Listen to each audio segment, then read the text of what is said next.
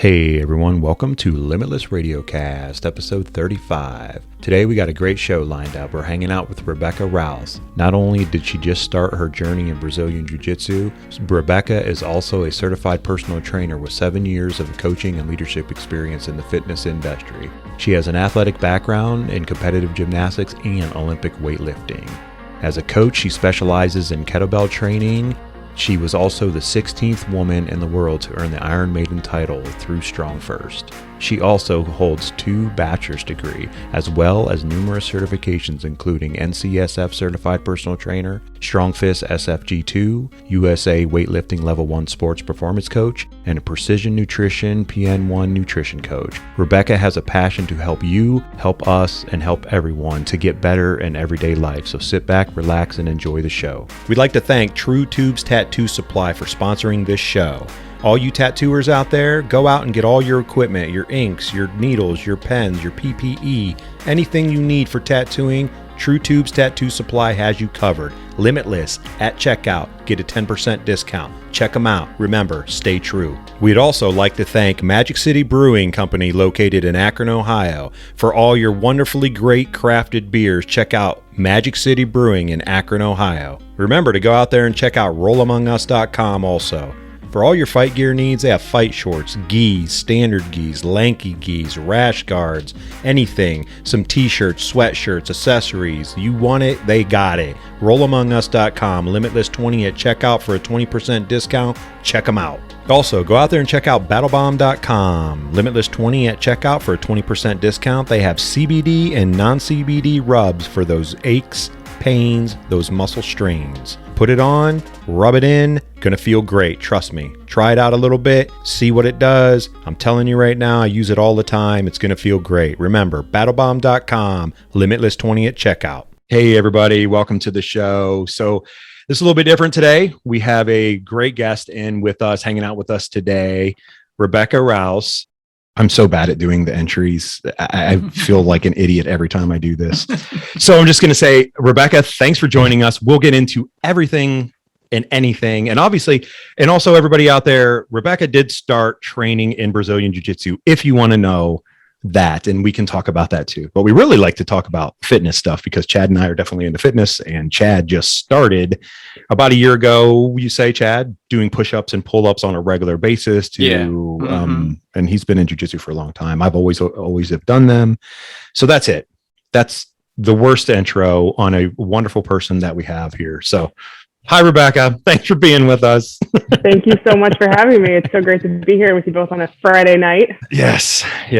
Friday night. It's raining here in Ohio. It's starting to cool down. I'm sure you're in Dallas, Texas. Yeah, it was 93 today. Yeah, I was going to say it's probably still really nice there. It's nice. It's a little cool in the morning in the 60s and getting up into the 90s during the day still. But hopefully, this is my first month here. Really, I'm just hoping we don't have a winter like we did last year. So they did here. Yeah, they did get some. We have some friends that live in the Texas area and on Facebook and whatnot. They were like posting pictures, and I was like, "Wow, like they got snow and ice there. That's not supposed to happen." It was real bad. So hopefully not again this year. But we'll see. Time will tell. Yeah.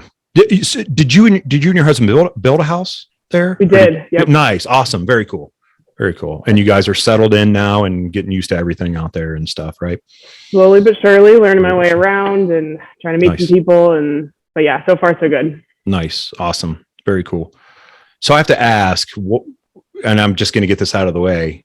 Jiu-Jitsu, what brought you to it? Like, why did you want to do that? That's a great question. So I have been affiliated with Jocko Fuel. You probably are familiar with Jocko Willink. Yeah, I know Jocko. Yes. So Jocko, I met him, a year and a half ago at the nationwide launch of his supplement line, Jocko Fuel. I was living in San Diego at the time, and they were doing their vitamin shop launch, and it was a big event. And I met him and Dakota Meyer, JP Donnell, Echo Charles, and then all the guys from Origin were there. So Pete and Brian, who kind of started the Origin Jocko Fuel company years ago. So they were both there. I met them. And shortly after I met them all, I became one of their ambassadors for Jocko Fuel. And so I've been connected with their brand for over a year and a half now. And their brand, they kind of have the Origin, like jiu-jitsu side and the apparel and all that. And then they have the Jocko Fuel side. And I've been a huge fan of the Jocko Fuel, and Jocko and their whole team is phenomenal. It's just great people. And so I think it's just kind of, when you're affiliated with those people, it's just kind of a matter of time before they get you. So over the jiu-jitsu. Yeah. So I've taken 2 trips, actually 3 now. I had taken 2 trips up to Maine to go to their factory and meet some of the people up there, and just really phenomenal people. And they introduced me to jiu-jitsu. I had a couple like one-on-one lessons with one of their employees, Nicole, and she kind of introduced me to jiu-jitsu, but it wasn't enough frequency to really like learn, but she taught me some basics. And then I left there and was like, oh, this would be something, cool to eventually pick up, but I didn't stick with it. And then this past August, so just, a little over a month ago, I went back up to Maine for the 3rd time, and I went to the actual Origin Immersion camp, which is like a week-long immersive experience in jiu-jitsu 3 times a day for 7 days. So that was like my first real, I think, official introduction to jiu-jitsu. Nice. That's awesome. Usually my instructor, James Klingerman, usually goes to that. He didn't go this year. Gotcha. Yeah, they didn't have it last year, but we're back this year. So yeah. Those, like you said, you hang around those people long enough, they're going to get you to do some more than us liking to train jiu-jitsu. We like to get other people to train jiu-jitsu, right? Yeah, it's the people there. I mean, it was unlike anything I've ever experienced, because that's such a foreign world to me. But to see the amount of passion that people have for jiu-jitsu, like we had 3 structured sessions per day, and then in between, there were meals and break time, and there were people on the mat like up until 11 o'clock at night, just training and rolling and drilling. So it was really cool to see. It's definitely a very cult-like following, but in a really good way. Yeah. That's a great way to explain it too. It is very much like a cult following, because you try to explain people outside of that do this, and they're like, what? Like my wife still is like, it's really weird. You roll around with guys and get sweaty all over you and everything. And I'm like, I know, but it's the greatest thing ever, honey. Like you have no idea. Like it's just, once you're in it and you experience it, you get it. Right. Oh yeah. 100%. Yeah, definitely. You get it. You understand it. The family aspect comes in, like, cause everyone cares about each other, so I'm sure that kind of drew you into just like, cause you having that mindset with being a plethora of years, 12 years, right, of gymnastics, doing everything you've done, being around professional lifters, and on yourself being a professional lifter. So you know what that's like, because you guys are close knit, right? Yes, but it's most of the sports that I've done, I think, all the sports that I've done, first of all, I wouldn't consider myself a professional. I'm very much an amateur. But second of all, like most of the sports that I've done are very individual sports. Like gymnastics, yes, I was on a team, but at the end of the day, like you go to competition, it's individual. So I practice with the same girls, but it's a very different experience than like training, with training partners or being on part of a team. So I guess in that sense, it's a little bit different, but there, I think there's some similarities with the kettlebell community being a little bit cult-like as well. But people who are on the outside don't really understand like what's with the obsession with kettlebells. But once you learn the art of the kettlebell and people start training with it, it's kind of like that. And there's just a very tight knit community, even through social media, just the people who love to get after it with kettlebells. So yeah, which you can say. I mean, I watch you do it. I watch other people do it. We have another black belt that's in our gym. He teaches a class, and they have kettlebells and everything. And his name's Pete. He's insane. Like we joke about it all the time. He tries to push himself more. What did he do last year, Chad? Did he do more than 1 million push-ups in a year? Oh, like no, not in a year. I can't remember what it was. Over 5 years, he's done over 1 million push-ups. Over 1 million. Okay. Wow. Yeah. So just one day he randomly started keeping track, and then it just went from there. Yeah. And he always goes, I wonder if I can do more. And he's in his 40s. He's our age. He's 44. He's my age, 44. Yeah. And so I can see how it's like an addiction, which I don't know, anything that you do like that. I think when you put your mind to it, obviously you become, and you make a habit of it, and you just continuously do it. And then you want to be better at it. And then you want to challenge yourself. It's all, this, Rebecca, about like breaking your mind, because your mind's going to like tell you to stop, and it's going to tell you you're not good enough, or you can't do this, or you're never going to lift that. Like that video you posted just recently the other day where I was telling Chad today, I'm like, did you see that video that Rebecca did? Like, how much were you deadlifting? And with that was from a couple months back, but that lift was I think 285 or 295, 295. But I was off. PR is 340 is my PR. Good Lord, woman. Good Lord, jeez. Like, that's awesome though, because you do it, like seeing you do it as obviously great technique and with grace. Like there's some people that like don't know what they're doing and they're like, I can lift all this weight. And it's like, you're going to hurt yourself because you don't know what you're doing. There's a little too much of that on Instagram or in real life too. But I'm a firm believer in, if you can't pick it up safely with proper form, don't pick it up. And if you can't put it down safely, don't pick it up. Yeah, because a lot of people do get hurt trying to put it down because they don't realize that, like, once they get up, it's like, oh, I got up. Great. Well, you got to put it somewhere. Right. You're not holding it. The reps or the set's not over until the weight is safely back on the ground. So are you training right now? I've seen some recent, are you training right now for comp coming up or anything? I actually have a competition tomorrow for weightlifting. Oh, so nice. That will be my third one tomorrow. It's like just a small local meet here in Dallas.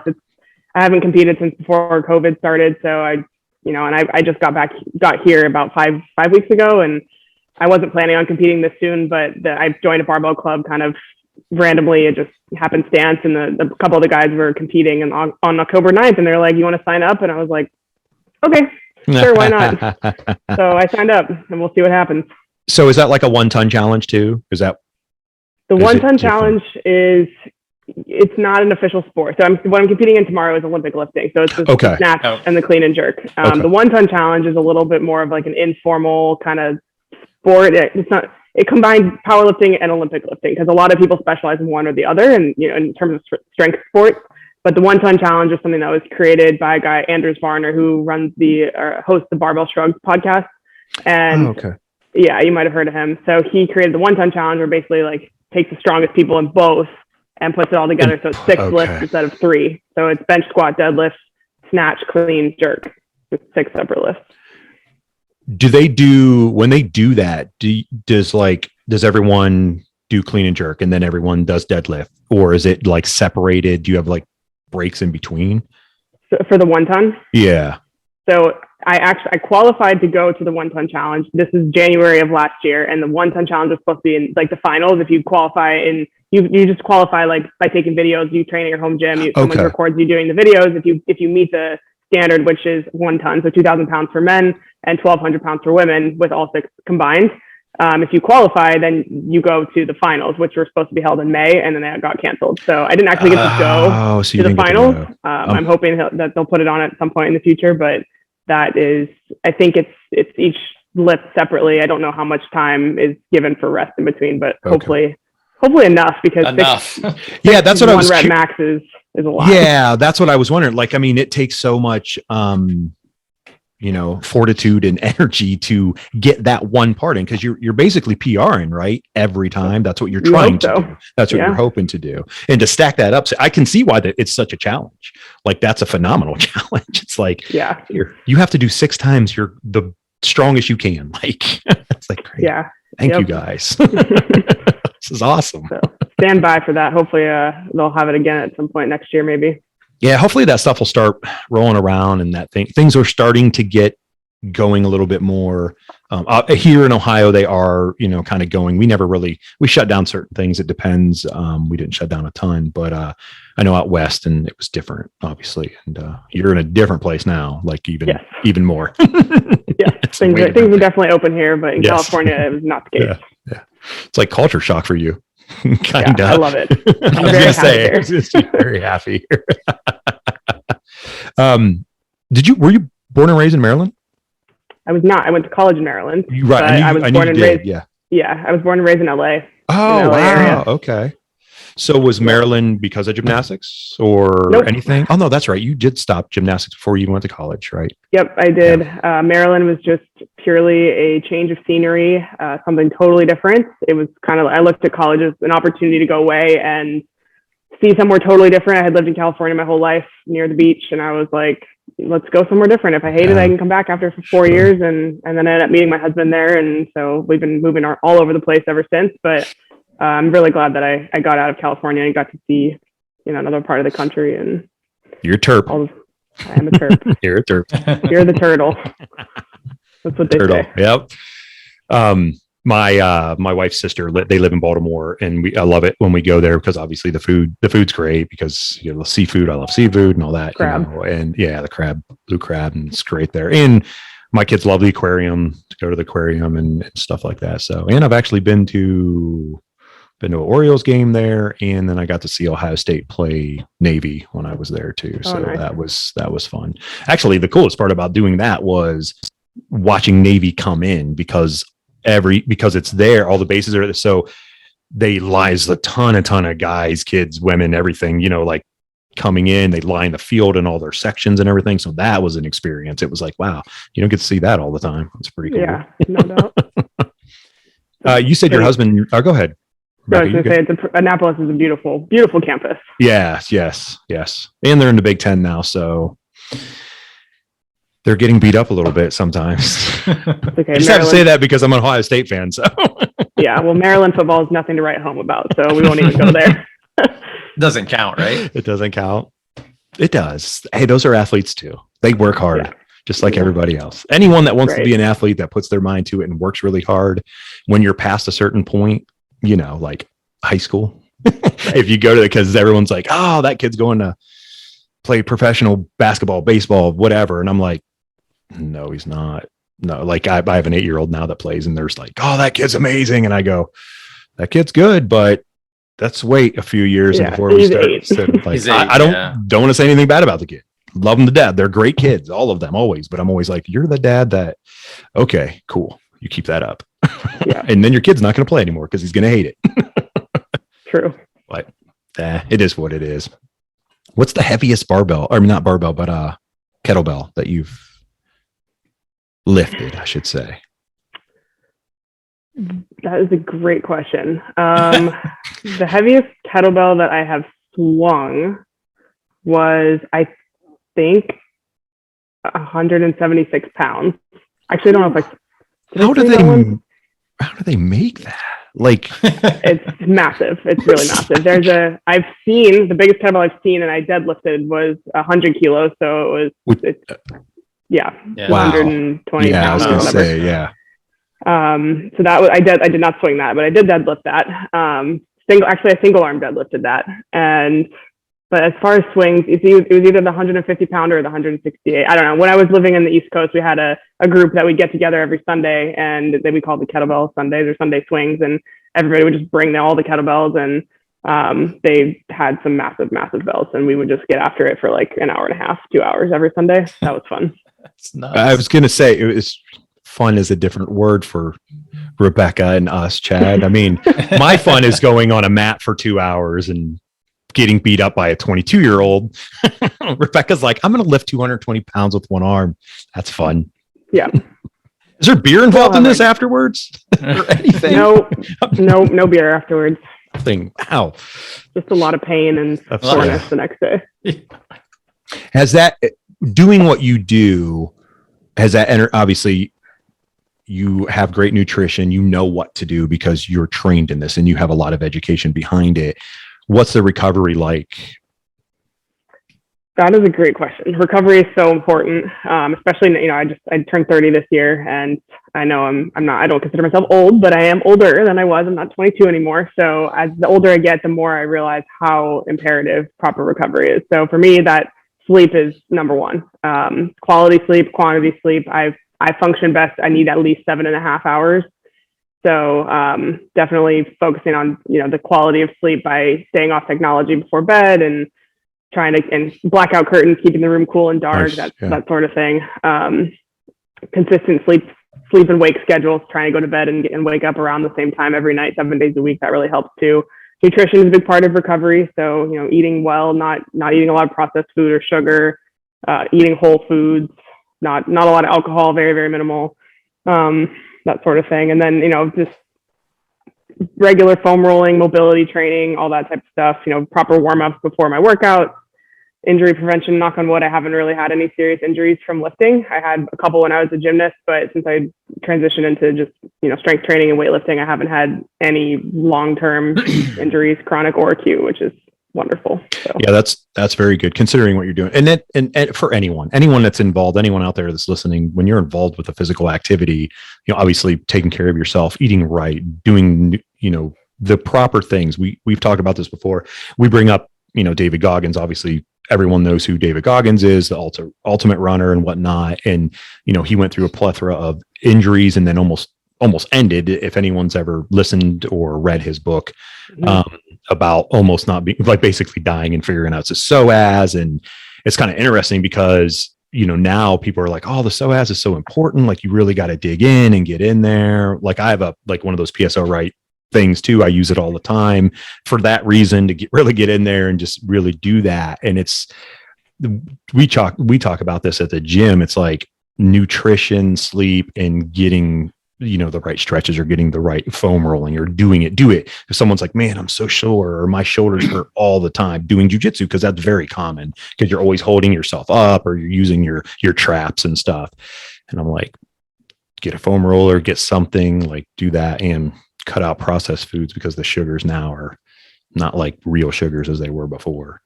Right. Yeah. All that's so true. And then also hydration, drinking plenty of water. And another big one, probably too often overlooked, is stress management. I mean, stress is inflammatory. And so, I feel like, just especially after what we all been going through for the last year and a half, we're all just kind of operating as this, redlining stress. And I can't speak for everybody, but sure, I know many people are, my clients included, and it's not been an easy year. And so, being mindful of that and finding time and ways to unwind and keep those stress levels in check, because living in a chronically stressed out state does not do anyone any favors for their health, their fitness, recovery, or anything. So, and I've seen that firsthand with my clients and even myself.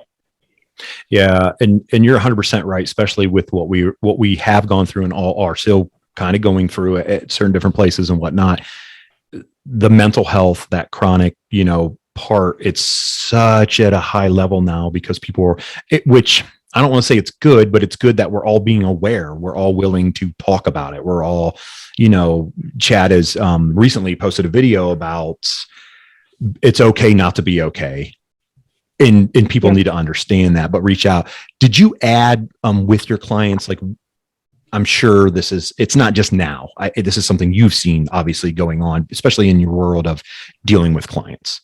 So when I say that, I mean, do you add something into your teaching to your clients for the mental aspect? For like the mental and the stress management, like, hey, let's try to do meditation, or that's like, you should, do focus points, like when you're resting heartbeat or whatnot early in the morning, like, or whatever, when you wake up, you're at your lowest point. Do a little meditation or a little bit of thought process, stuff like that. Did you add anything like that in with your teaching? Yeah, absolutely. I mean, it depends. I try to meet my clients where they are. For some of them, that's very easy to adopt. It's like, yeah, absolutely, I can do that. And for some, it's like, I don't know, it might take a little bit to get them on board. But whatever they're willing to do, whether that's get out for a walk first thing, or during the workday, get up from the desk, get outside. Vitamin D is very powerful for that. So journaling, meditation, breath work, that type of thing, just taking a day off from working. So, it's different for everybody. It's client by client, but definitely incorporated a lot of that over the last year for sure. Yeah, that's good. That's awesome. Because we all need it. But I still have, I have PTSD. So I have stuff like constantly. Jiu-Jitsu has helped a ton. But the mental health thing is up there. And it's good to see people like yourself that are in training people and teaching people and helping people to get them on the right path, not only just eating, but because there's another aspect into it. People were like, oh, that's you're a professional coach. Like I take you as a professional coach. You have your own business, that you guys train people all the time and you do this and stuff. And it's like, there's more than just that. Like, it's more than just working out. There's a whole aspect of getting that mind right in order to get them in the right zone, the right thing. And then you can build off that, obviously, which. Absolutely. Yeah. I mean, you could have the best strength training or fitness training program in the world, but if those other pieces aren't in place, it's only going to get you so far. So I believe in I don't even like the word like training. It's coaching. It's lifestyle. It's more than just the fitness aspect. It's all of those things. Very holistic in my approach. Very holistic. That's a great term to use it as. So because some people might not look at it. They might look at it more mechanically, let's say, versus a holistic approach. And anything like Chad and I talk about, and we joke, you can do push-ups anytime. Like, not right now, but specifically, like as soon as the show is over, I could stop and like do 25 or 50 or whatever I want to do and be like, all right, good. And pump out some pull-ups and then move on. You know what I mean? Like there's nothing, like people are like, I don't have time. Like we joke about that. And it's like, you have time. You can do a little bit. It takes a whole day. There's 24 hours in an entire day. So just do it, people. Yeah. It's about making the time. Right. About making the time. When you transitioned in, I know you were younger when you started cheering. You were what, 3? Were you 3 years old when or not cheering, gymnastics, and then you cheered later for a couple years. Yeah. I will get all this right eventually when the show's all over, and I'll be like, yes. I tried to memorize Rebecca's entire life, and it was like, put me on the spot. Terry's not going to remember, guys. This is what happens. You got a lot of it. I'm impressed. I'm not going to lie. But yes, I started gymnastics when I was 3. I think my parents put me in ballet first, dance and ballet when I was like 2. And then I think from what they tell me, I was very bored during dance. And so they put me into like the kinder gym thing when I was 3, and the rest is history. Bored. You're like, come on, someone, give me a kettlebell. Like, where's the kettlebell at? I'm ready for kettlebells now. I don't need to do gymnastics. I don't need to cheer for a little bit. I need to do kettlebells now.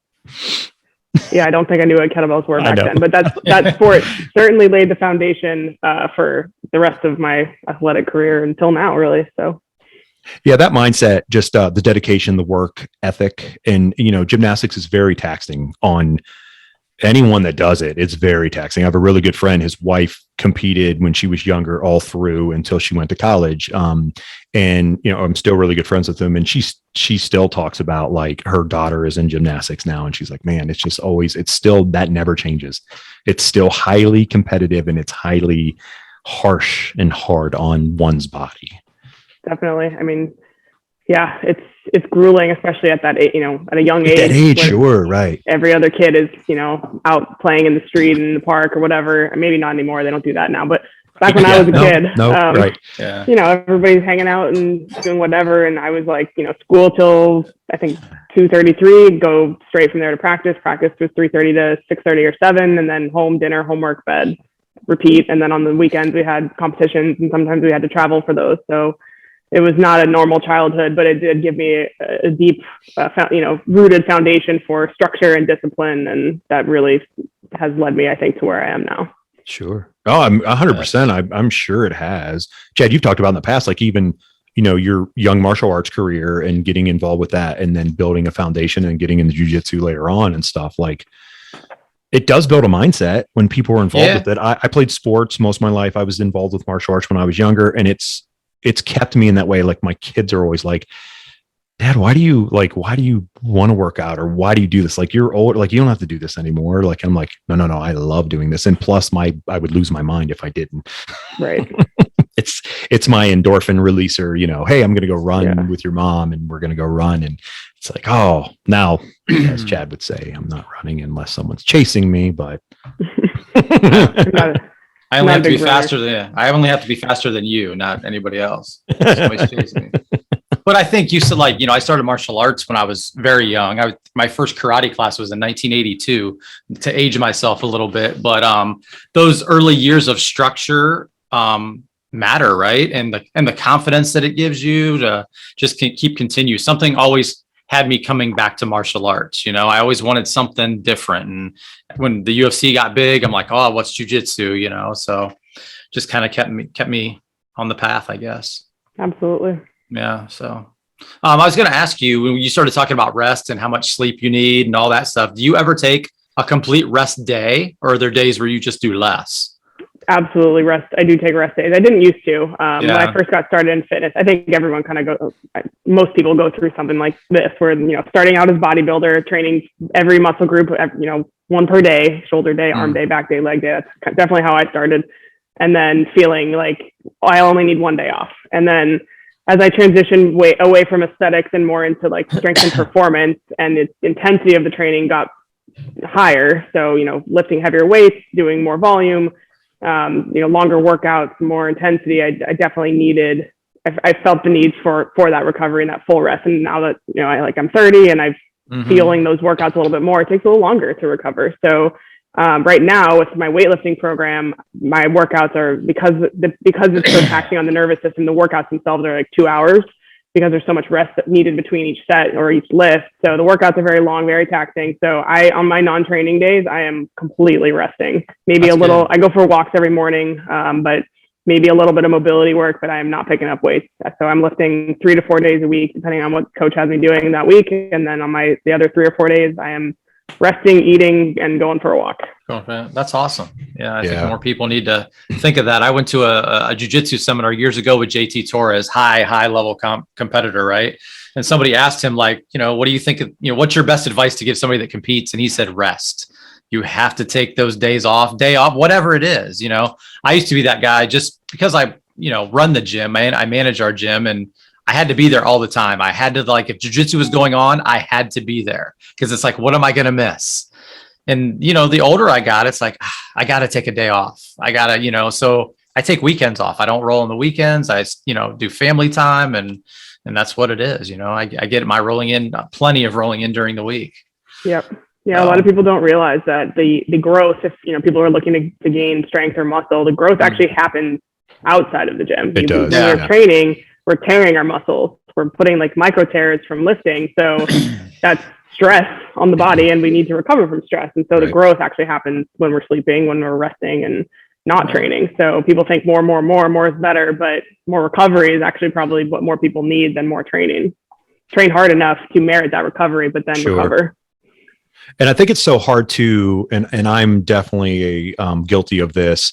It's so hard to get your mind to tell itself that it's okay to rest and go, you're not going to lose anything. You're not going to gain. You're not going to lose. You're not getting any stronger. You're not getting any weaker. You know what I mean? Like there's that getting your mind to tell you. It was so hard for me. So it's probably 12 years. The last year, I completely always forget. Like, I'm like, my kids, everybody, my daughter's birthday's tomorrow. I'm like, hold on, she's going to be what? But anyway, back to what I was saying, derail. So you tell yourself, I used to run marathons and half marathons, and I would always go, I can't stop. Like, I have to run every single day. Like, I'm not resting. And then it started catching up to me where, shins and stuff would hurt. And then, so I started adding like more lifting in. I would do, like a lot of body training, dips and pull-ups and, body squats or just stuff like that, or deadlifting, not a lot of weight, but just constant, just a lot of reps and stuff. And then it was like, yeah, you feel exhausted all the time. So then I went to my heart rate. I started training based off my heart rate. And if my heart rate was high in the morning, I wouldn't train. I would go, nope, my heart rate is above 60 for resting. I was like, not training. Is it down around 52, 53, where it normally is for me on training all the time? Good. I'm still good to go. So I started doing that, listening to more of that. And then my body, obviously, if things hurt, it was like, no, Terry, you're not doing this, or my body wouldn't let me. But I think it's so crucial now that people understand that want to do it or want to work out, or it's like, it's okay to relax. I'm not telling you to go out and cheat that day and blow away everything you just did, but just chill out, man. Like, you don't have to work real hard. Chad says it all the time. He's like, man, like, you don't have to come to the gym every single day. Like, yes, I do. Yeah. I don't care how old I am. Yes, I do. I still fight with myself with that, even at this age. So I think it's a hard habit to break. Yeah, but you got to realize too, it's about what you're doing while you're there too, right? Being as efficient as you can be in whatever we're doing, whether it's lifting or jiu-jitsu or whatever. So drilling and get that time in. Yep, gotta make it count. I mean, checking into the gym and buying a smoothie and leaving doesn't count as a workout, despite what people think. Right, exactly. And you're going to be better for it, both mentally, physically. You're going to hurt yourself if you're not rested properly. You're going to end up hurting something. You could be out longer. Don't just always be mindful of that. you know? Yeah, no, that's a good point, because people are thinking, short term, I need to get this workout in. But if you do that, without the proper recovery, then long term, you might be out longer than if you were to have just taken that rest day, let your body get that recovery, and then you can train. I'm all about sustainable training. Like, can we do this for a long time, for life? Right. So, right. Did you have that when you broke through? I mean, when you went into, what you're doing now in lifting and stuff like that, was it hard for you to like take those rest days? 100%. Yeah. I think until very recently, honestly, I think I still felt a little bit of that guilt on non-training days, and felt like I needed to do something, or I had to eat less or change something or whatever. So now it's just, I listen to my body. I know that what it needs. And I know that missing one workout or doing one extra workout isn't going to make or break anything, but let's look at, like we just talked about, looking at the long term, what's going to be the best, and just tuning into my body and how it feels, what it's telling me, which, the more you train, the more years you get under your belt, the better you get to be in tune with your body. And the more mature, the more mature you come. Like, I think about, so I'm a type 2 diabetic. I found out like 6 months ago, I'm not insulin dependent. It's inherited in my family. My doctor told me, she's like, I don't care how hard you work out. Like, your A1C is here, and that's just keep doing what you're doing, so we don't get this out of control. Cool. No problem. Right. But I've weighed my food out for a long time. Like, I use a scale. I've always done it. My wife, she joined in a couple of years ago, running and stuff. Now she's insane with running, constantly running. Always like, she's like, come on, we running a race. I'm like, when? Tomorrow. I was like, no, like, what do you mean tomorrow? She's running a race tomorrow, actually. She's like, I'm running that race tomorrow morning, right? And I was like, yeah, I'm not. But like, it's, you get in that habit, like measuring food or something. So I always tell people, I'm like, do it, make it a habit, make it something that you enjoy and like, and it'll be great. It could be good. And then surround yourself with good people that are going to encourage you and bust your chops at the same time. 100%. Yeah, I was going to say, I just popped into my head as we're talking about resting and taking those days off when you need it.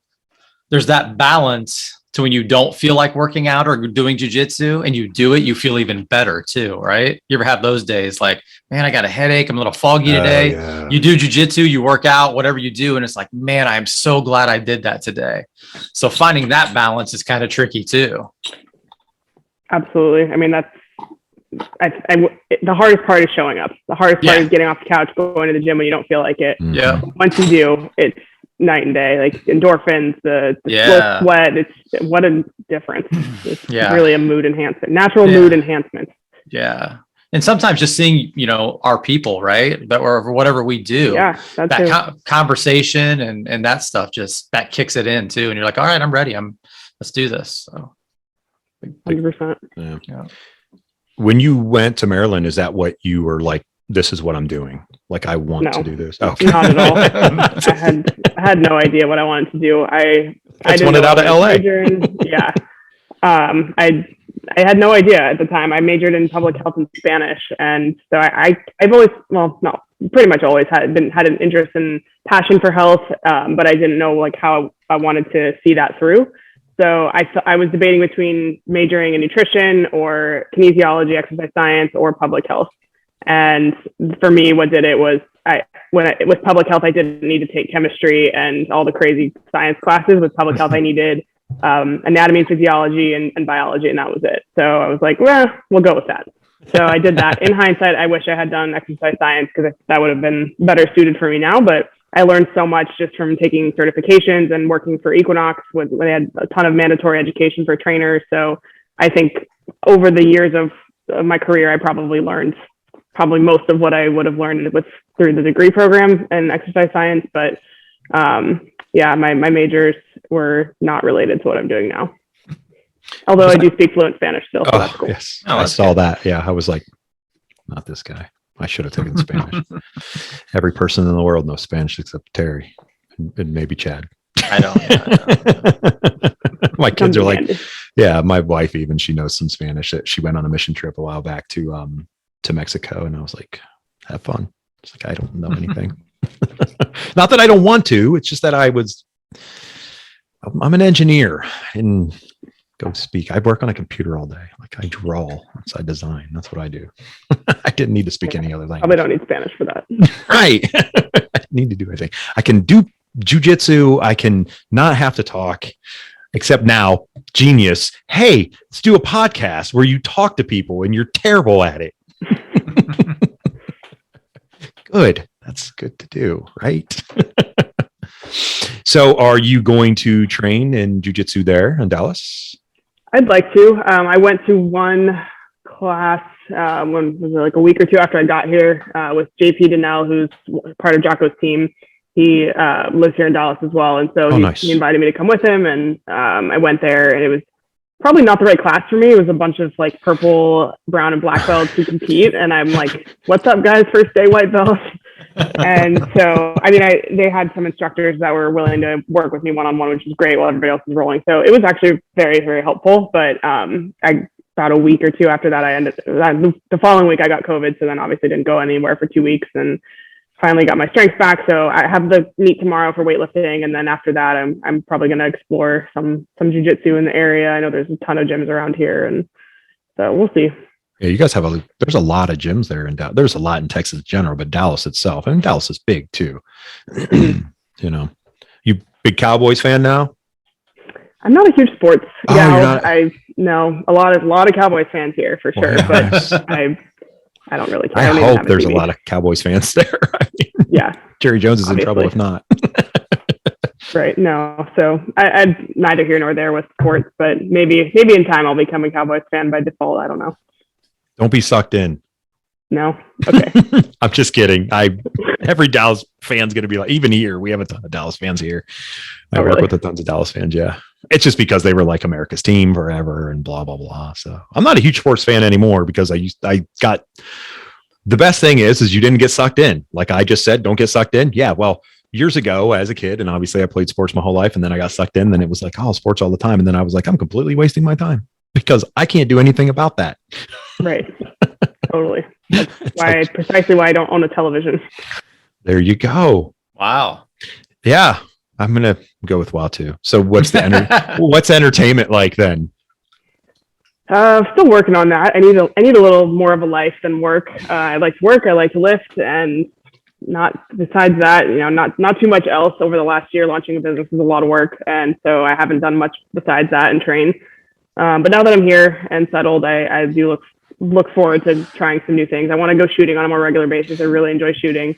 Longer term goal, maybe compete in the tactical games. I don't know if you're familiar with tactical games, but that would be cool just to be able to combine my fitness and my I wouldn't say passion for shooting. It's not something I've done a ton of, but the times that I have gone with my husband, I just really, really enjoy it. And does he compete in the tactical games? Has he ever? No, he's he's a Marine Corps for 16 years, so he's an expert rifleman and has plenty of experience under his belt. But we'll go shooting just for fun, go to the range when we're together because he has the weapons and he's not here with me right now. But so it's something I would like to get my own and get more experience under my belt and get more comfortable with it. But so that's something I would like to do more of for fun and entertainment. But I don't know. I feel like I just got here and settled in and kind of starting a new chapter and can reinvent myself into whatever I want to do here. So yeah, no, that's cool. And you're super young. You have a ton of time. You're like you said, you started a business, and honestly, it's just bananas and awesome, and credit to you and like your husband, obviously, because you started a business at one of the hardest times with maybe one of the hardest businesses to start. It's like someone opening up a gym. It's like, oh, wait, which is awesome. And you're successful. Like it's coming along, right? It is coming along. We're growing gradually, which, sometimes it's frustrating. I wish we were growing faster, but then I know if we were growing very rapidly, then that would bring its own host of challenges. So sure. I should be thankful for what we have and just continue to strive to grow each day, a little bit more each week, each month. So that's kind of what we're doing right now. But yes, it is challenging because everybody went online over the last year. There's a ton of people trying to make it in the fitness industry online. And it's all about, what can I offer that's different than the next person? What approach can I take? What messaging can I present that's going to attract the right people to my brand? So that's, marketing 101, I guess. But sure. Yeah. Figuring that out every single day, learning, failing, trying again, seeing what works, what doesn't work. And Rebecca, you have a great mindset for it because of everything that you've done from young training all the way through. So like, it's okay to fail, but you belong where you're at. You belong doing what you're doing. So that's important for everyone to understand and to know, for yourself to understand. Like, this, like, you didn't get the lift or you didn't hit the PR, but it doesn't matter. Like, you're still going to come back and grind tomorrow. You're going to get after it every day, doing what you need to do, when other people may go, I can't do this anymore, I'm quitting. You're just not going to. I can watch your videos and go, yes, this lady is not quitting doing this. Yeah. I mean, quitting is the surefire way to fail, but exactly. As long as you don't, you can pivot a million times, but if you quit, then you failed. So, I think quitting is not in my DNA for sure. Have I had days where I'm really frustrated and want to throw my computer against the wall? Absolutely. Mm-hmm. But majority of the days are good, and I wake up every day. I work most of the day, but it doesn't feel like work to me because I truly feel like I am doing what I'm supposed to be doing. I'm fulfilling my passion. I'm helping people. I'm serving people in a way that's authentic to me. Whereas, when I worked for a gym, and I had a phenomenal experience working for Equinox for 6.5 years, but I represented Equinox and I was contributing to their success. So being an entrepreneur and being able to build my brand and present myself the way that I want people to perceive me is a liberating and very empowering feeling. So it's been an incredible experience, and I'm very glad that I did what I did when I did it, and that I'm able to live life and have my business on my own terms. So wouldn't trade that for anything. Sure. Yeah, that's awesome. That's super awesome. And that's the most important thing, to like do it on your own terms. You're doing it right. You're doing it.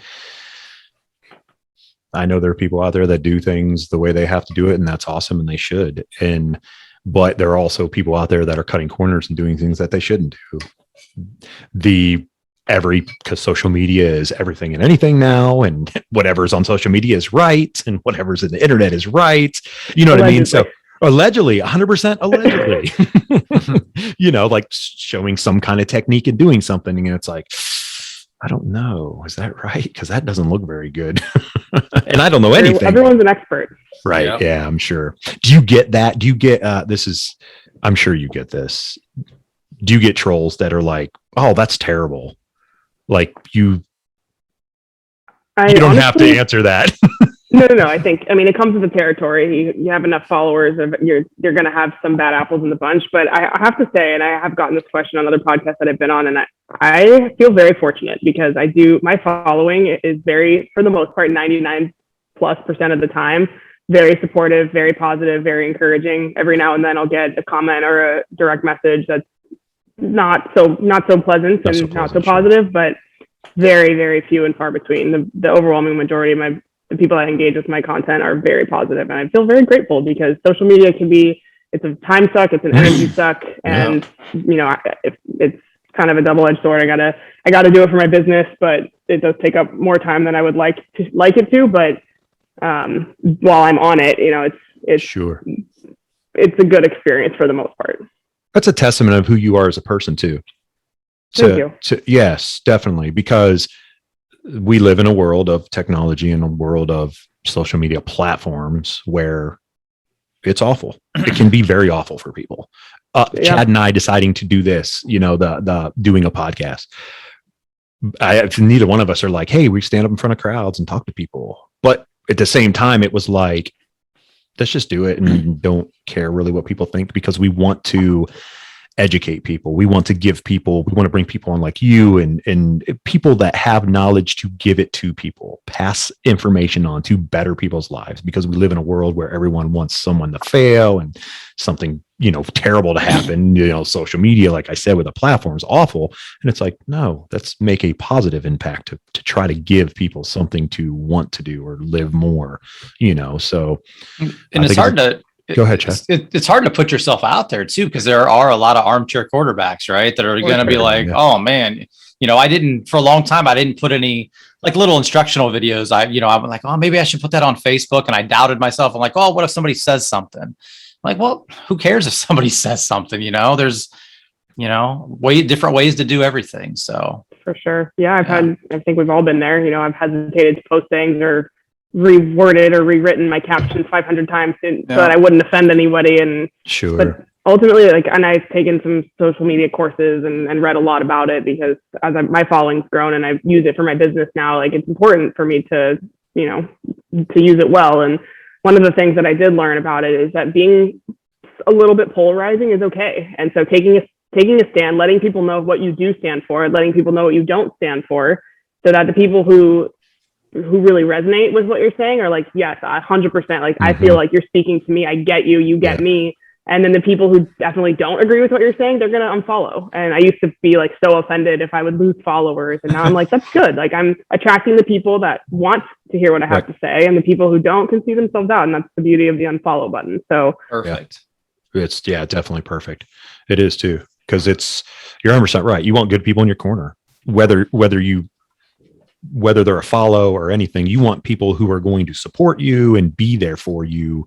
You know, like Chad said, like putting yourself out there, it's hard. I was worried about that too. Like now I openly talk about stuff like I would have never talked about, like bringing up stuff like diabetes or PTSD or anything like that. Like I don't talk about that stuff. Like my wife is the only person that I talk about that, but now everyone, like people know, but I'm okay with it. Cause I go, this is me. This is who I am. I'm real, but I will help you out. I will encourage you. I will do anything I can in my power to help you succeed or whatever I can do. Might not be a lot, but I'll try. Yeah. I think that's, you know, putting yourself out there as a human. Like we're all people with our own issues and our struggles and challenges. And the more you can present that, because so much of social media is everyone presenting their best self. Sure, so if we can put a little bit of that vulnerability in and show people like we are human, we have those challenges, we have those days, we're not perfect. We don't always, you know, use filters for everything and be 100% spot on all the time. So, and people connect with that because people who, you know, and it's more times than I ever would have expected, I've gotten messages from people who've like told me that because of my posts, they've gotten their life together, gotten back on track. They worked out today when they thought about skipping after they saw my post, like that type of thing. It's like, that's why I do what I do. And unfortunately, like it's human nature to let the negativity and the haters' voices sound louder than the positivity, when the overwhelming majority of people are not negative. They're, you know, neutral or positive, but for whatever reason, that's just how our brains are wired to like let that one comment like beat you down all day. And then you're like, oh my God, I shouldn't have posted that, when 95% of the people like really did like what you had to say. And so I think that's one of the biggest challenges of social media is that right there. Yeah. 100%. Yeah.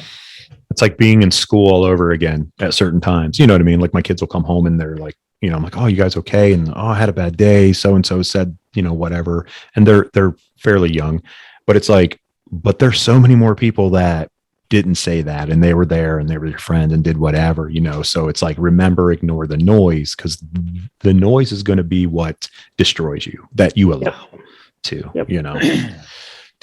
Gotta have good people at your table. I always tell them all the time. I'm like, make sure you got good people at your table. Pull a chair up for that person. That person's a good person to have at your table. It's okay, everybody out there, to select people at your table. You're not being selfish. You're being what is best for you in your life, you know? Absolutely. So, yeah, very cool. Good stuff. I totally lost my train of thought. Well, this also goes back to the beginning of the podcast when I'm like, see, I screw up the intro all the time because I'm terrible at this. And I get nervous when I'm in front of someone, like talking about them. I'm like, this is terrible. Like, I'm so bad at this. I'm like, just keep going. But then I leave it. Like people before, they're like, would you edit that out? And I'm like, no, I leave it in just raw as it is, because this is who I am. Like, I'm not a perfect podcaster. Would I love to be? Sure. But I also think that takes away who I am too, of being kind of an old goofy guy. I say old, I'm only 44. Chad's really the old one on the show.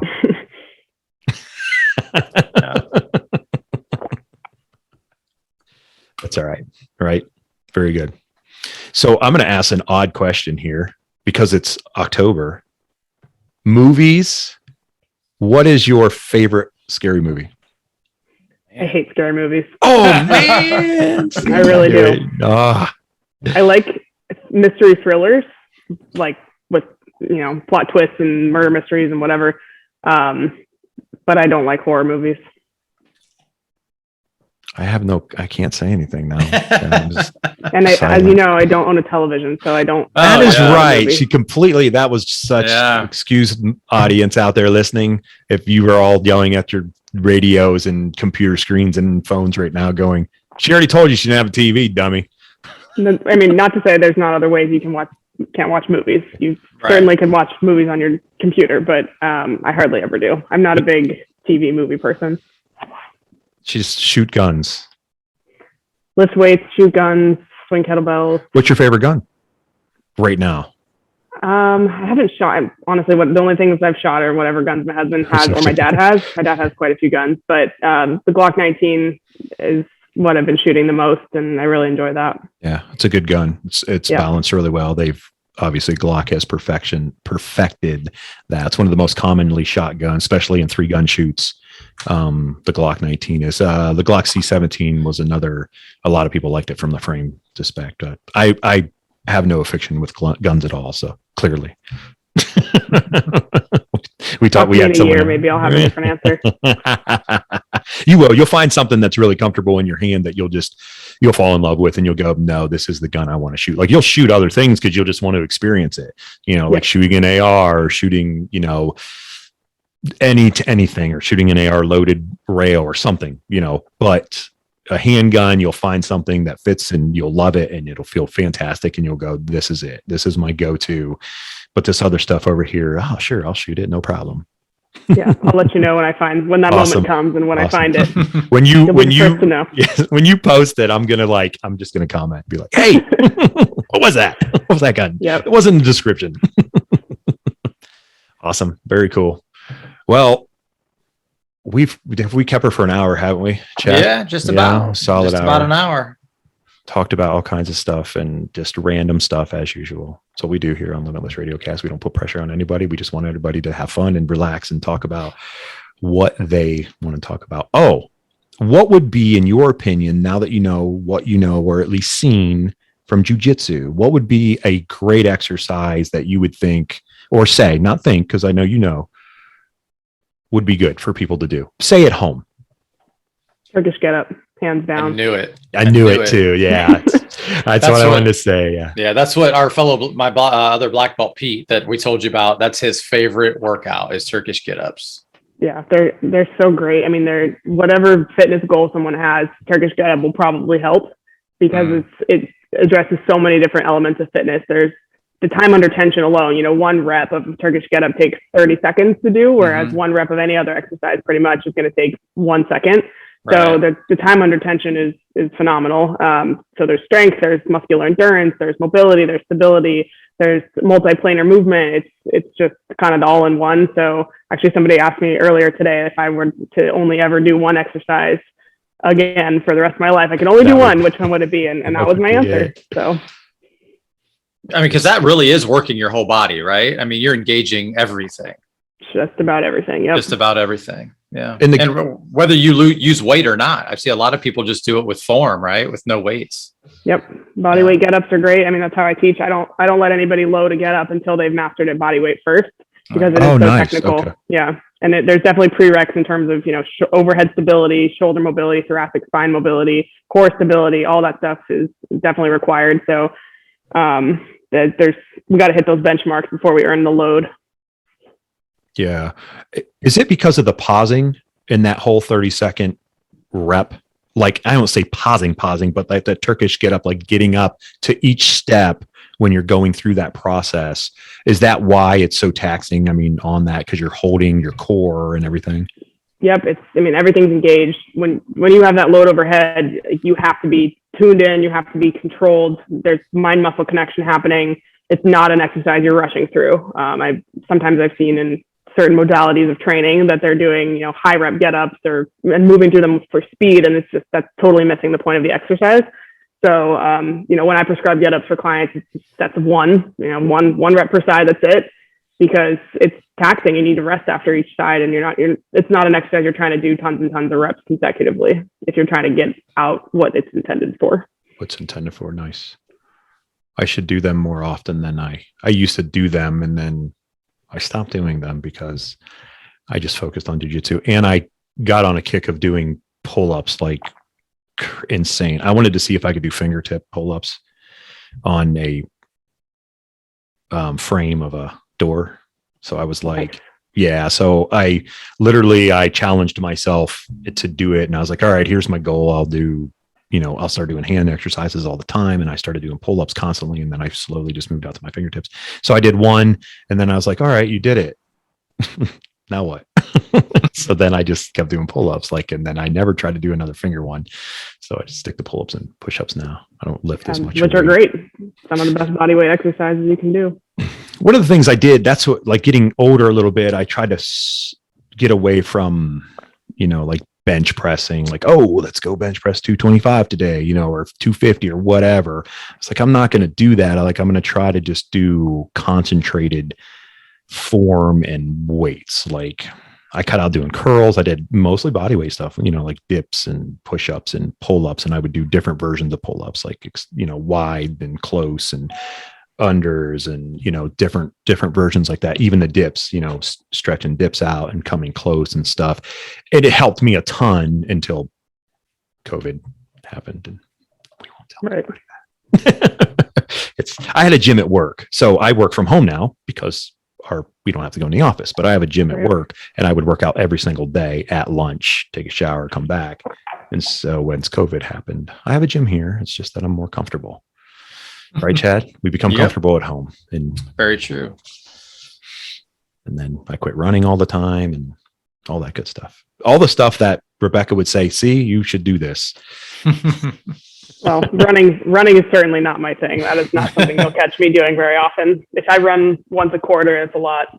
So when you switched into a lot of cardio work when you were younger, what kind of cardio work was it when you transitioned? Because just elliptical treadmill. Oh, okay.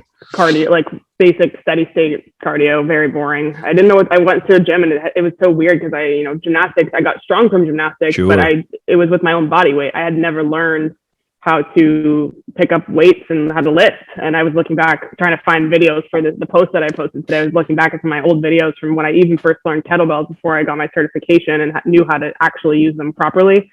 And it's in the Olympic lifts too. I started dabbling in them before I actually got a coach and learned.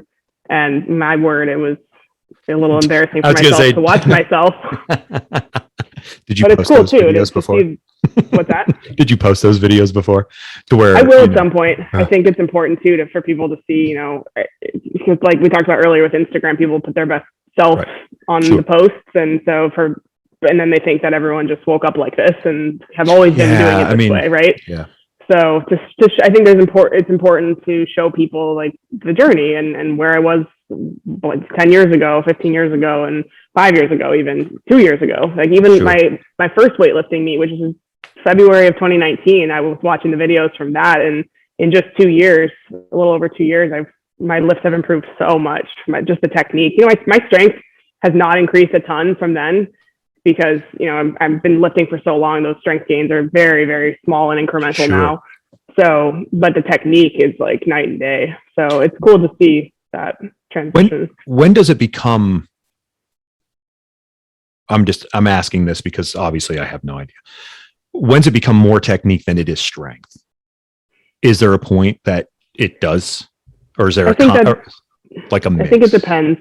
It depends on the person's training. We have our biological age, which is however old you are and how many years you've been on this earth, and then there's the training age. So depending on how people might not start training until they're 30 or 40 or 50, and so depending on where you are and how old you are when you start training, I think that can impact it, and then how often you train, how frequently you're training, and so there's a lot of factors that impact that. But because I had a good foundation of strength, technique was my limiting factor for the technical lifts like kettlebell training and and weightlifting, Olympic weightlifting. So once I was able to, which is why I hired a coach, because I could get a little bit stronger, and I will continue to get a little bit stronger each year, hopefully for a little bit longer at least. But the technique, it's not funny, but it's funny the way everyone out there who's watching on YouTube, you'll understand why. But Rebecca's facial expressions are amazing because of that reason. But thank you. So yeah, I think the technique is what's really going to push people to the next level when the strength is, I don't ever want to say maxed out, but up there. And you can rely on technique if you're lacking a little bit. I say lacking a little bit of strength. There's a window there, right? Where if you have great technique, you can overcome things. It's like I think, and Chad, you back me up here. Would you say jiu-jitsu is kind of like that too? I mean, we always talk about, hey, jiu-jitsu was designed for, I don't say designed for, but I apologize, everyone out there. My ESPN things keep going off on my phone.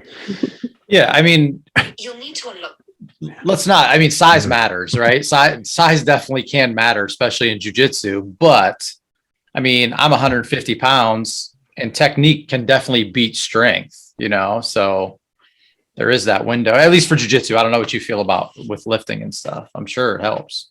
Yeah, I think, it's kind of, one's always kind of chasing the other. You focus on one, the other one drops off, and then you focus on that, and they're always kind of playing catch up. So, yeah. Good. That's what I knew there was a correlation in there, to that, to like, hey, there's with this and everything, like technique can take you further than what people anticipate technique can take you.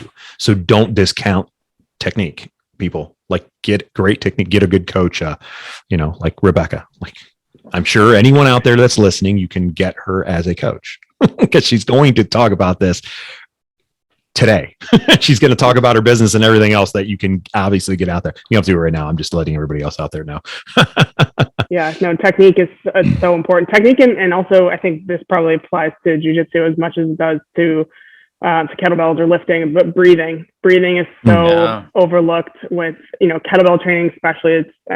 That's top of mind because most of my clients that I work with, I'm working with them on kettlebells, and just changing and fixing someone's breath, the timing of it, the execution of the breath. There's a certain style, like way that you breathe when you train hard style kettlebells. And a lot of times if I fix the client's breath, everything else falls into place. Nice. And it's a pretty magical thing to see. Yeah. I've probably not yelled, but at guys that compete, coaching them, I'm like, just breathe, and they'll let that breath, and you'll see them just like everything changes. I'm like, why are you holding your breath? Yeah, and I think that applies to just life. We're just like we talked about earlier with the stress and the chronically stressed all the time. We're holding our breath, we're breathing shallowly, we're chest breathing instead of belly breathing, and that has a tremendous impact on our health, and most people don't even have a clue about it. So I think that's another thing that probably could be more mainstream talked about. So certain circles talk about it a lot. I know like Wim Hof with the cold plunges and the breathing, like that's big on the breath work there, and kettlebells too for sure, but it should be talked about more. I think it's very powerful. It is, and it's awesome that it's coming into more of a light so people understand it versus, you go 20 years ago when people were competing at anything, breathing and that kind of stuff was never, it was, as we said earlier in the show, work out every day as hard as you can. And I don't care what happens. If you're hurt, tape it up, put a Band-Aid on it and get back after it. Right. And it's like, it's not a good idea. and it took a while for people actually to start understanding that. And, people as yourself that are highly educated in this world of lifting and working out and staying nutritionally mindful of what you're doing, so that's very good. Yep. What would be a daily good meal for someone doing this type of workout? Well, when it comes to nutrition, wise. when it comes to nutrition, the answer is usually it depends, because it depends a lot on, I don't like to make blanket recommendations for nutrition because every body is so different. I'm also not a dietitian, so I try not to like tell people you should eat this or you shouldn't eat this. It really depends. But I'll tell you what I eat and like my go-to thing. But my breakfast is pretty much the same. I'll do sweet potato, kind of like sweet potato hash with a bunch of veggies, and 2 eggs with half an avocado. That's pretty much my staple. On the weekend, sometimes I'll make protein pancakes, but big breakfast fan myself. So that the best meal of the day. I think it is. I love brunch. Give me all the eggs and waffles and pancakes. I'll eat it all. So that's kind of my go-to in the morning. And then dinners, usually like ground bison or beef or turkey or chicken, whatever. And then, or sometimes wild fish and veggies and rice, quinoa, sweet potato. Pretty basic, the staples, a lot of fruits and vegetables, lean protein, healthy fats. Nice. Simple. Yeah. It's simple, but it's good for you. And if anyone out there is listening that's never tried any of that kind of stuff, I mean, at least explore And it's amazing how eating that, what Rebecca's saying, eating that type of food makes you not hungry or the cravings and that type of stuff. I'm a big fan of quinoa. I've eaten quinoa a lot now. And I eat a lot of spinach and stuff like that. A lot of olive oil.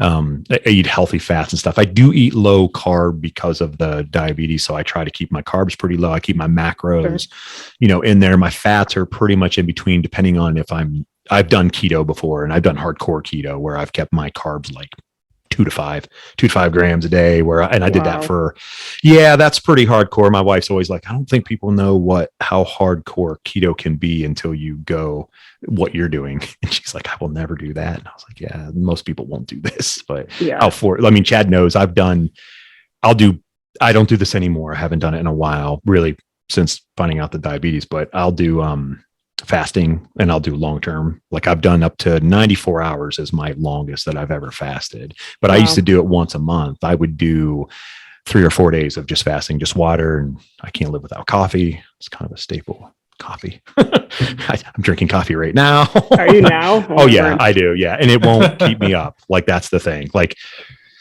my wife always jokes because she loves coffee and she's like, I don't know how you can drink coffee. And I'm like, I can drink coffee like all the time. And it just doesn't, the caffeine never affects me, and it's straight. I don't put anything in it. No creamer, nothing. Try to keep the sugar on the down low as much as I can. Right.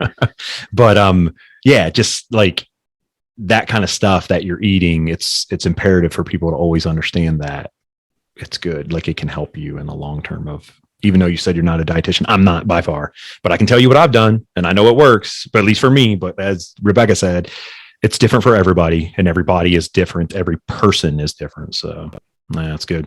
Yep. Good stuff. Yeah, awesome. Nutrition is very individual when it comes to, what to eat, when to eat, how to eat. Yeah. So.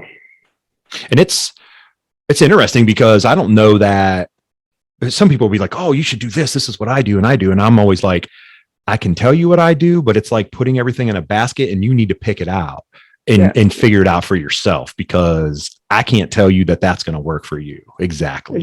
You know, it's important. I agree. And then you have Chad. He eats vegan. He doesn't eat meat. That's not true. I know. I just wanted to say that.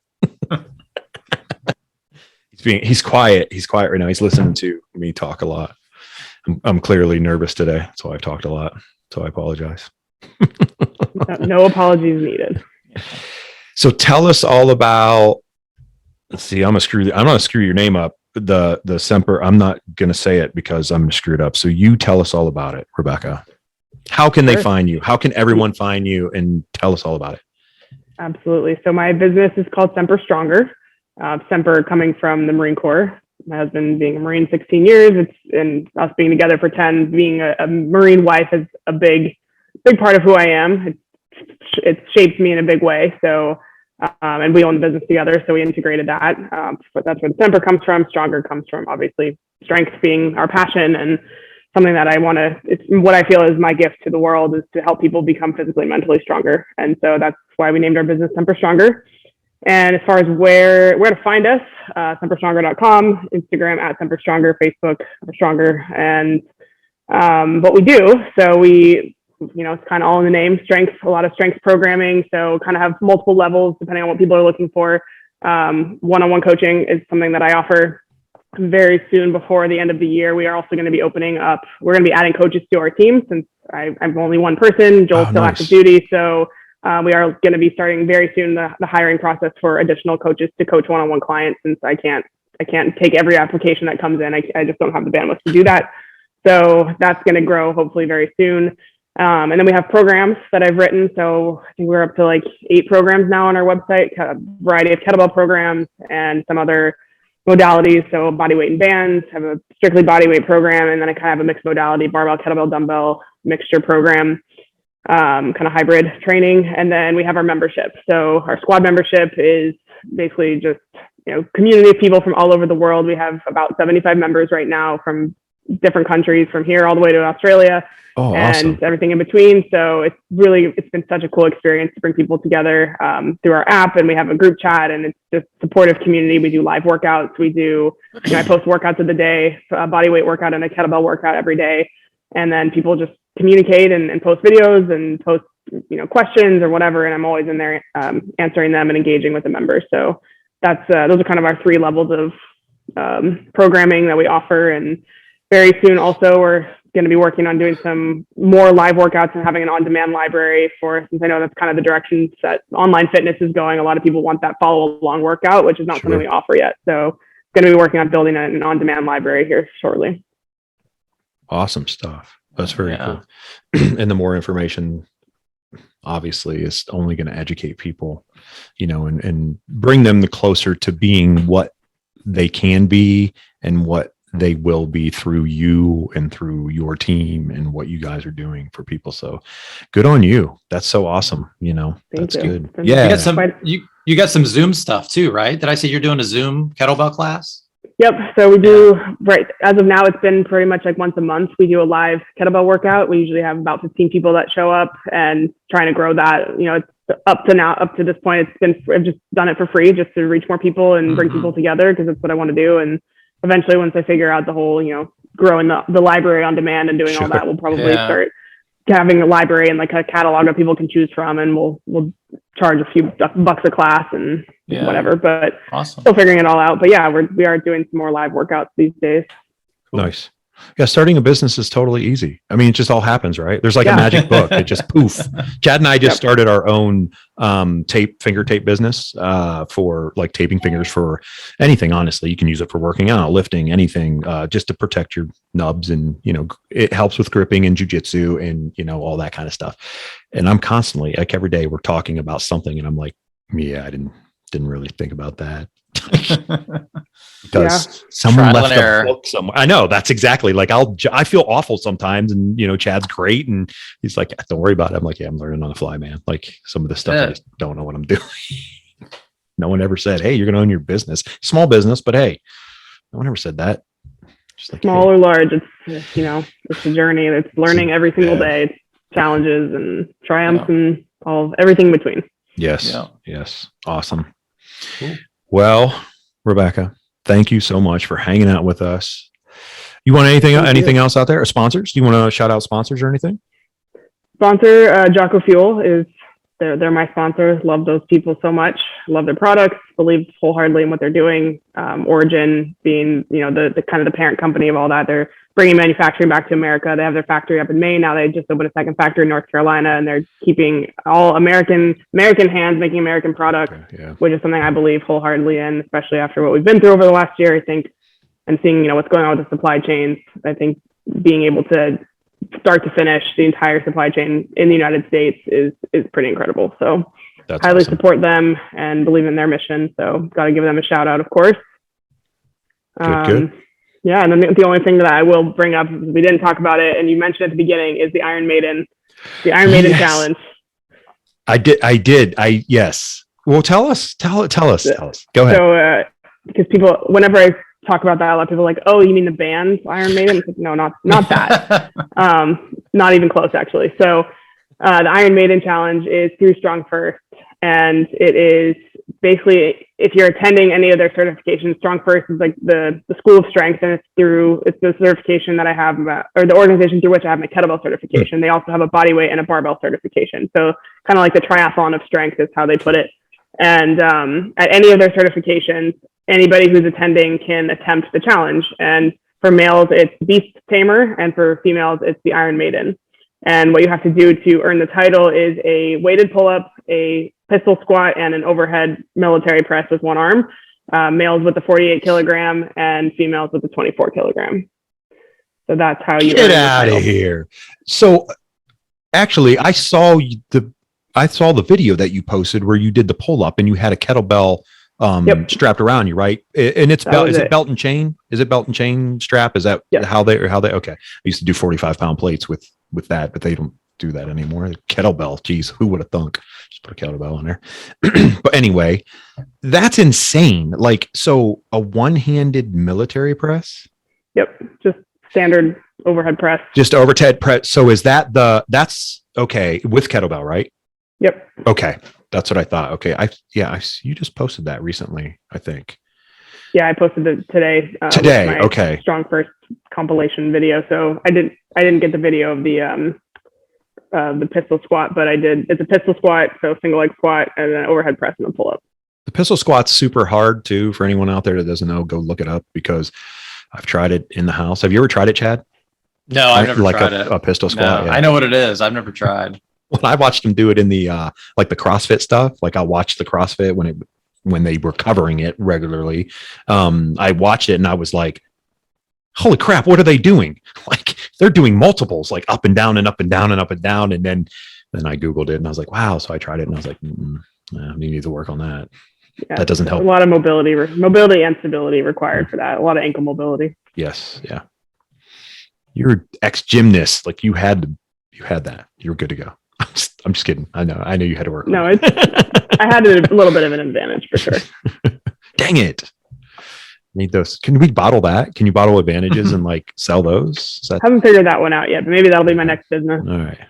When you do, I'm going to be first in line. I'll let you know. This old guy here. I'm looking for a new edge here. Like, awesome. Good stuff, Rebecca. Thank you so much for your time. I appreciate everything that you're doing. God bless you guys. Be safe. God bless your husband and his active duty and everything he's doing. Appreciate it so much and appreciate you. Thank you.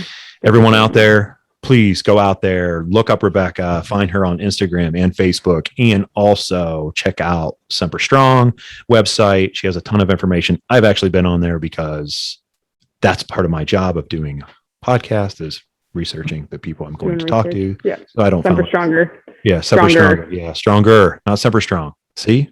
We want to get stronger. Always stronger. Hear that, Chad? Always stronger. Always. Go do some push-ups. Thank you both so much for having me. Yeah, yes. Thank you. Spend Friday night with you. Yes. So it was good. It was fun. It was awesome. Thank you so much. Appreciate you. We'll see you.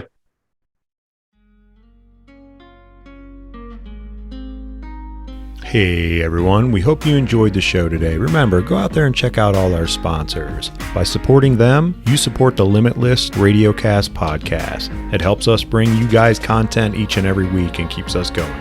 Thank you, and we appreciate you for all you do. Limitless Radiocast is brought to you by True Tubes Tattoo Supply. Limitless 10 at checkout for a 10% discount on all your tattoo needs. They have state-of-the-art equipment for everyday needs in the tattooer's life. Check them out. Remember, stay true.